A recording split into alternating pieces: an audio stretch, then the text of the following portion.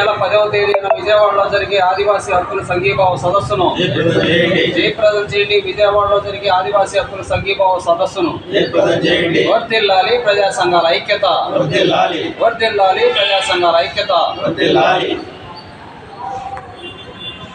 ఎవరు ఇవ్వండి వాయిస్.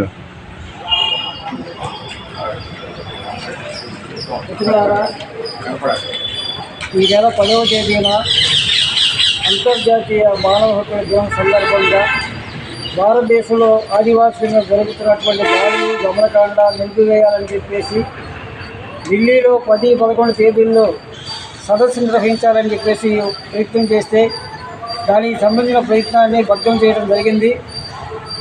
ఎక్కడికక్కడ రాష్ట్రాల్లో ఆదివాసీ మద్దతుగా సదస్సులు సమావేశాలు నిర్వహించాలని చెప్పేసి తెలంగాణ, ఆంధ్రప్రదేశ్ అనేక రాష్ట్ర కమిటీలు నిర్ణయించాయి. ఆంధ్ర, తెలంగాణ కమిటీలు విజయవాడలో ఈ నెల 10వ తేదీన ఉదయం 10 గంటలకి హనుమంతరాయ గ్రంథాలయం రైల్వే స్టేషన్ సమీపంలో సదస్సు జరుగుతూ ఉన్నది. ఈ సదస్సు సాయంత్రం 5 వరకు జరిగింది.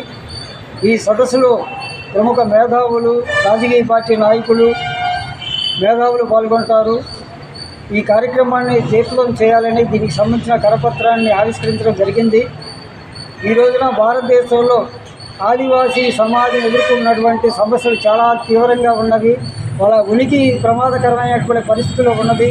ఆదివాసుల యొక్క కాళ్ళ కింద ఉన్న ఖనిజ సంపదని కొలగొట్టడం కోసం బహుళజాతి కంపెనీలు, కార్పొరేట్ శక్తులు ఈ రోజున పెద్ద ఎత్తున ప్రయత్నం చేస్తూ ఉన్నారు. ఆ క్రమంలోనే వాళ్ళ మీద 30 దాడులు జరుగుతున్నాయి. అనేక మందిని ఆదివాసులని మావోయిస్టులే చేస్తూ పనిచేస్తూ ఉన్నారు. మధ్య భారతం మొత్తం ఈ రోజున మిలిటరీ పదఘటనలో ఉన్నది.